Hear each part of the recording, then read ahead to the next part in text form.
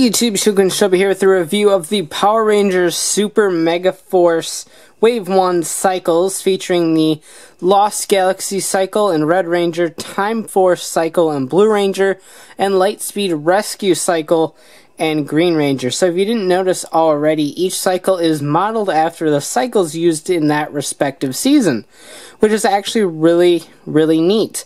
Plus, they include the Red Ranger key from that respective season. So we have the Lost Galaxy, Time Force, and Lightspeed Rescue Red Ranger keys. So pretty cool there. On the back here, it has some really awesome artwork of the three cycles in action.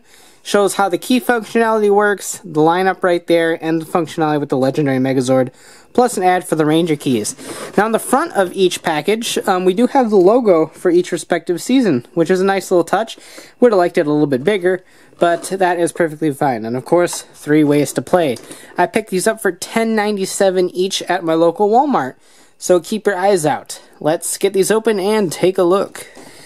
Alright, so here we have the Lost Galaxy, Lightspeed Rescue, and Time Force Cycles out of package.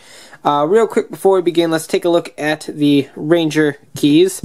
So first up we have the Lost Galaxy Red Ranger key. I think the stripe is a little too far down his chest, but outside of that, the helmet's looking alright. So no major complaints there. Flip it up, we have the Lost Galaxy logo. Or at least what we're using for the Lost Galaxy logo. Hooray, Ginga Man. And here we go. Lost Galaxy.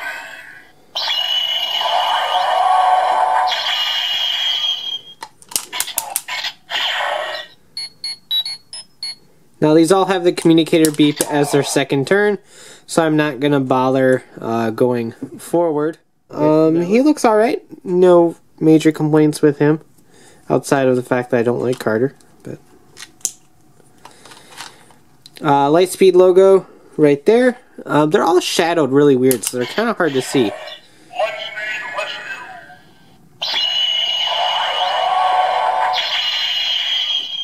Outside of also being really small, the shadowing is really weird, so it's hard to see everything. And here is Time Force Red Wes. Really cool. He turned out alright, so no major complaints. The silver on the gauntlets is a little scratched up, but that's how your mileage may vary kind of thing. That's got a bad toy. So here is the Time Force logo. Time Force. And there we go. So these are, you don't get stuck, keys 15, 14, and 13 respectively. So 13, 14, and 15 makes sense, because that is the order of things. So let's go ahead and do these in the key scanner app, since they are new keys with new team pictures. There we go.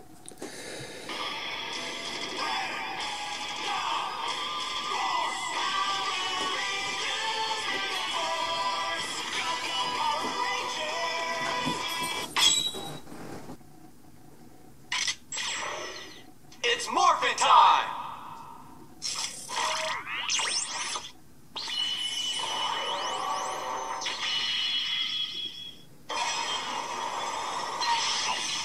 Lost Galaxy. Red.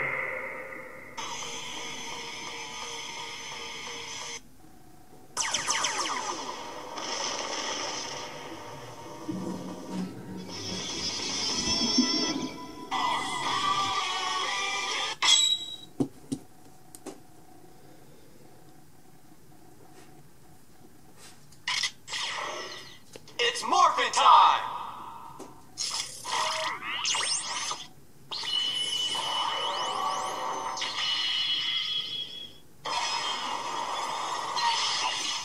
Lightspeed Rescue. Red. That's an awful picture.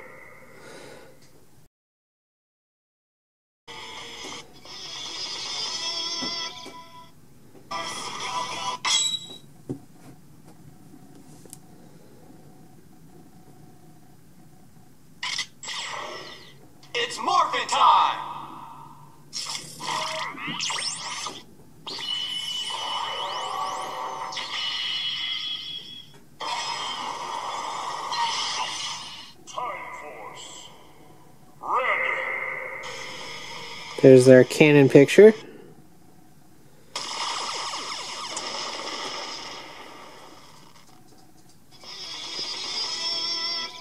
He's not marvelous, he's Wes. So, yeah, not too bad. The key scanner app's still kind of fun sometimes. But I'll try to work out a way to where that's less cumbersome in these reviews. So, let's go ahead and start with the Lost Galaxy Cycle, since we'll just go in season order. I'll go ahead and just ditch the keys. We'll just keep using Lost Galaxy for this.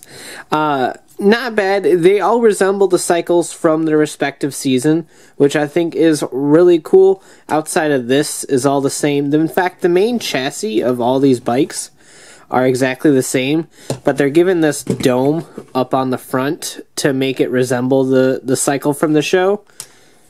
So that it's an interesting way of doing it. Obviously, this is very cost effective. All I have to do is make a new little faceplate thing for the cycle and call it a day. So it's not a bad gimmick. I really wish these were painted better. Like, there's so little paint on any of this, and these figures are just awful. I hate these cycle figures. They're yeah, go away, please. But yeah, I mean, the cycle toy itself isn't that bad. You basically make it make farty noises, and then you stick the key in and turn it,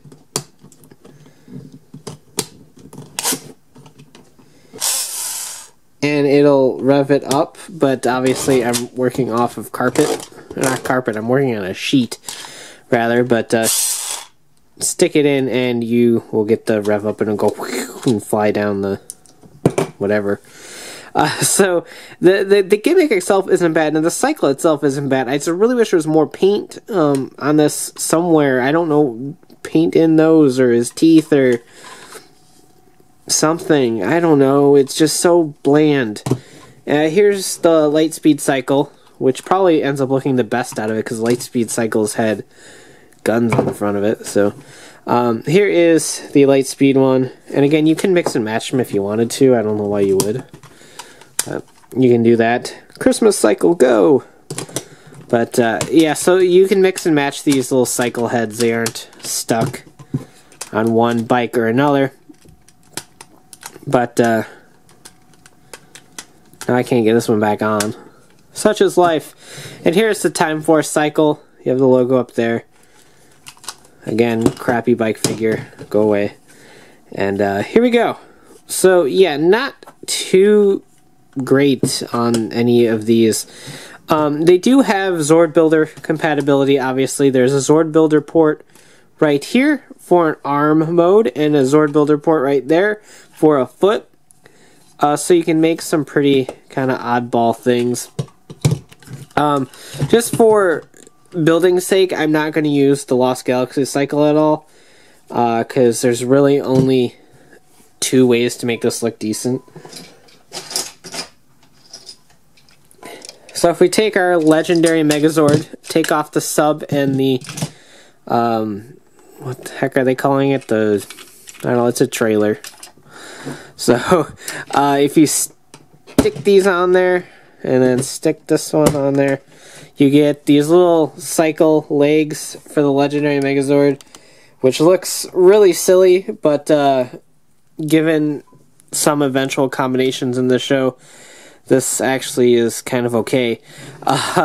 So you have that. So that's a thing. You can attach the swords and you can zip around and slash things.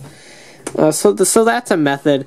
But another formation that I was messing around with that I actually kind of like in some weird way is to reattach the legs so that he's full again. And then flip down these Zord Builder ports right here, and then you can pop these on right here. Makes them top heavy. And so now he's got these cycles sticking out of his arms, and I don't know why I thought that was cool, but I really did. So he's got like these attack wheels on his arms, which is kind of neat, and a neat way to incorporate Lightspeed and Time Force into a Megazord combination. Of course, you could attach Lost Galaxy Cycle to and any cycles that come up later on down the line. Now, of course, one of the main combinations for this is to just attach them as arms, which is definitely possible. So you just pop off these, and now you have this weird, lanky Megazord with motorcycles on his arms that kind of looks like he's trying to be a gorilla. If he had a little more posability, you can lean him forward. You can still lean him forward. There, he's a monkey now, or taking it up the butt. I don't really know. But, anywho, yeah, they're a thing. The Ranger keys might look happy, but don't let their happiness fool you. These aren't really all that great of toys. Coming off the normal Megaforce line, in which the cycles were actually Zords, they were pretty cool and well worth it. The cycles in Samurai, at least the first ones, which were boxed and were really big, I think the spin cycles, I think they called them, were really awesome, kind of neat toys. The secondary cycles for Super Samurai weren't as good, and they were more along the lines of this, but they still looked a lot better than this. Given the fact that Super Megaforce is supposed to be this big celebration of 20 years of Power Rangers, I respect the fact that they're pulling out the seasons that don't have Zord representation and giving them Cycle representation, which is pretty cool, but given how the cycles used to be Zords for Megaforce, I would have liked to see a little bit more uniqueness come out of here, other than just these little swappable heads that have zero paint on them whatsoever. So I honestly can't fully recommend these. The Ranger keys you can buy in the packs, and they all include the Red Rangers. So if you just want a Ranger key for each season, you don't need to buy these for these keys. So I can't even recommend them off of that either. If you're a huge fan of one of the seasons, it might be worth it to pick them up just to kind of support your favorite season. If you really like Lightspeed for whatever reason, buy the Lightspeed Cycle and keep it in box or whatever, because it's got some pretty neat artwork on it. But they're just not all that fun. I'm glad they incorporated a key gimmick for the kids, but I don't even see kids giving a huge kick out of these either. The Zord Builder aspects are nice as usual, and it's fun to make combinations with them, and I think that's where these toys truly shine, is the Zord Builder ports and just seeing what you can do, because you can stick these almost anywhere on this guy and make some really odd looking cannon wheelie attack thing, like I did on attaching them to the shoulders there. So they're fun in the Zord Builder line, but as self-contained toys and very basic Megazord functions, I have to say they're not all that worth it. The cycles have declined since the beginning of Samurai and what we used to get. So they're meant to be anniversary, and I really wanted to see more out of Bandai to celebrate the legacy of this franchise. So they're a real bummer for me, so I can't fully recommend them. At, was it $14.99 a pop, somewhere around there, $12.99 maybe. I don't remember what I paid. $10.99. What am I saying? They're $10.99 each. They're not a bad value for $10.99, but they're just not fun enough to warrant a pickup, in my opinion. So thanks for watching. Take care and have a great one. Bye.